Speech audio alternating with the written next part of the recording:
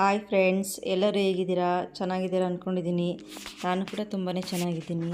ಇವತ್ತು ಅಣಕೆ ಸೊಪ್ಪಿನ ಮೊಸಪ್ಪು ಮಾಡೋದು ಹೇಗೆ ಅಂತ ನೋಡ್ಕೊಬೋಣ. ಇದು ನಮ್ಮ ಅಜ್ಜಿ ಹೇಳ್ಕೊಟ್ಟಿದ್ದ ರೆಸಿಪಿ. ತುಂಬಾ ಚೆನ್ನಾಗಿರುತ್ತೆ. ಈ ವಿಧಾನದಲ್ಲಿ ಮಾಡಿ ನೋಡಿ. ತುಂಬ ಅಂದರೆ ತುಂಬಾ ಚೆನ್ನಾಗಾಗುತ್ತೆ. ಗಣಕೆ ಸೊಪ್ಪನ್ನ ಈ ಥರ ನೀಟಾಗಿ ಕ್ಲೀನ್ ಮಾಡಿ ವಾಶ್ ಮಾಡಿ ಇಟ್ಕೊಂಡಿದ್ದೀನಿ. ದೊಡ್ಡದಾಗೆ ಬಿಡಿಸ್ಕೊಳ್ಳಿ, ಏನು ಸಣ್ಣದಾಗೆ ಬಿಡಿಸ್ಕೋಬೇಕು ಅನ್ನೋದೇನಿಲ್ಲ. ಯಾಕಂದರೆ ಇದನ್ನು ಬೇಯಿಸ್ಕೊಂಬಿಟ್ಟು ರುಬ್ಕೋತೀವಲ್ಲ, ಅದಕ್ಕೋಸ್ಕರ. ಇದಕ್ಕೆ ಒಂದು ಗೆಡ್ಡೆ ಬೆಳ್ಳುಳ್ಳಿ, ಒಂದು ಮೀಡಿಯಮ್ ಸೈಜಿಂದ ಈರುಳ್ಳಿ, ಎರಡು ಮೀಡಿಯಮ್ ಸೈಜ್ ಟೊಮೊಟೊ ಹಾಕ್ಕೊಳ್ಳೋಣ. ಇದಿಷ್ಟನ್ನು ಒಂದು ಪಾತ್ರೆಗೆ ಹಾಕ್ಕೊಂಡು ಬೇಯಿಸ್ಕೊಳ್ಳೋಣ. ಕುಕ್ಕರಲ್ಲಿ ಬೇಯಿಸ್ಕೊಳ್ಳೋಕೆ ಹೋಗಬೇಡಿ, ಪಾತ್ರೆಯಲ್ಲೇ ಬೇಯಿಸ್ಕೊಳ್ಳಿ. ಕುಕ್ಕರಲ್ಲಿ ಬೇಯಿಸ್ಕೊಳ್ಳೋದ್ರಿಂದ ಸಾಂಬಾರು ಕಹಿ ಅನಿಸುತ್ತೆ. ನುಗ್ಗೆ ಸೊಪ್ಪು ಗಣಕೆ ಸೊಪ್ಪನ್ನ ಪಾತ್ರೆಯಲ್ಲೇ ಬೇಯಿಸ್ಕೋಬೇಕು. ನೋಡಿ, ಇವಾಗ ಬೇಯಿಸ್ಕೊಂಡಿದ್ದಾಗಿದೆ. ಇದಕ್ಕೆ ಒಂದು 2 ಸ್ಪೂನಷ್ಟು ತೆಂಗಿನಕಾಯಿ ತುರಿ ಹಾಕೋಣ.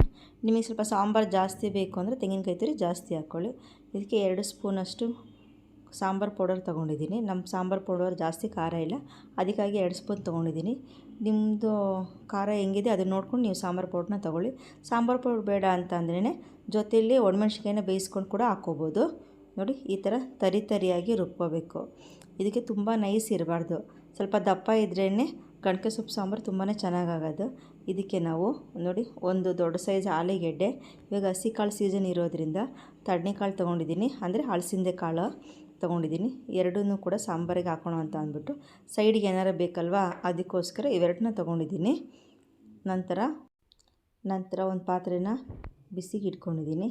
ಅದಕ್ಕೆ 1-2 ಸ್ಪೂನಷ್ಟು ಎಣ್ಣೆ ಹಾಕ್ಬಿಟ್ಟು ಒಗ್ಗರಣೆಗೆ ಸಾಸಿವೆ, 1-2 ಕಡ್ಡಿ ಕರಿಬೇವು, 1-2 ಒಣಮೆಣ್ಸಿನ್ಕಾಯಿ ಹಾಕ್ಬಿಟ್ಟು ಒಗ್ಗರಣೆ ಹಾಕ್ಕೊಳ್ಳೋಣ. ಇದಕ್ಕೇ ಕಾಳನ್ನ ಹಾಕ್ಬಿಟ್ಟು ಹಸಿ ವಾಸನೆ ಹೋಗೋವರೆಗೂ ಚೆನ್ನಾಗಿ ಹುರ್ಕೊಳ್ಳೋಣ. ಮತ್ತು ಇದರಲ್ಲಿ ಸ್ವಲ್ಪ ಅರ್ಧ ಬೆಂದಷ್ಟು ಸಾಂಬಾರಲ್ಲಿ ಬೇಗ ಬೇಯುತ್ತೆ.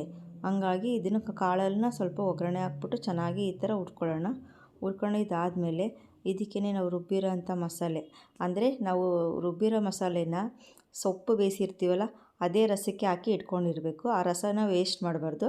ಸಾಂಬಾರಿಗೆ ಹಾಕಿದ್ರೆ ಸಾಂಬಾರು ಟೇಸ್ಟ್ ಚೆನ್ನಾಗಿರುತ್ತೆ. ಕೆಲವೊಬ್ಬರು ಗಣಕೆ ಸೊಪ್ಪಲ್ವಾ ಕಹಿ ಬರುತ್ತೆ ಅಂತ ಅಂದ್ಬಿಟ್ಟು ಅದನ್ನು ಚೆಲ್ಬಿಡ್ತಾರೆ. ಚೆಲ್ಲಬಾರ್ದು. ರುಚಿಗೆ ತಕ್ಕಷ್ಟು ಉಪ್ಪು ಹಾಕ್ಬಿಟ್ಟು ನಿಮ್ಮ ಕನ್ಸಿಸ್ಟೆನ್ಸಿ ಎಷ್ಟು ಬೇಕಷ್ಟು ನೀರು ಹಾಕ್ಬಿಟ್ಟು ಒಂದು ಕುದಿ ಬಂದಮೇಲೆ ಆಲೂಗೆಡ್ಡೆ ಕಟ್ ಮಾಡಿದ್ವಲ್ಲ ಅದನ್ನು ಹಾಕ್ಬಿಟ್ಟು ಚೆನ್ನಾಗಿ ಕುದಿಸ್ಕೊಳ್ಳೋಣ. ನಿಮಗೆ ಗೊತ್ತಾಗುತ್ತೆ ಸಾಂಬಾರು ಹಸಿ ವಾಸನೆ ಹೋಗಿದೆಯಾ, ಬೆಂದಿದೆಯಾ, ಮತ್ತು ಕಾಳು ಆಲೂಗೆಡ್ಡೆ ಬೆಂದಿದೆಯಾ ಅಂತ ಗೊತ್ತಾಗುತ್ತೆ ನಿಮಗೆ. ಅದು ಕೈಯಲ್ಲಿ ಒಂಚೂರು ಹಿಚ್ಕಿದ ತಕ್ಷಣ ನಿಮಗೆ ಬೆಂದಿದೆಯಿಲ್ವ ಅಂತ ಗೊತ್ತಾಗುತ್ತೆ. ನೋಡಿ, ನಾನು ಇಷ್ಟು ಕುದಿಸ್ಕೊಂಡಿದ್ದೀನಿ. ನೋಡಿ ಎಷ್ಟು ಚೆನ್ನಾಗಿದೆ ಅಂತ ಅಂದ್ಬಿಟ್ಟು. ಕೆಮ್ಮಿಗೆಲ್ಲ ತುಂಬಾ ಒಳ್ಳೆಯದು ಈ ಸಾಂಬಾರು.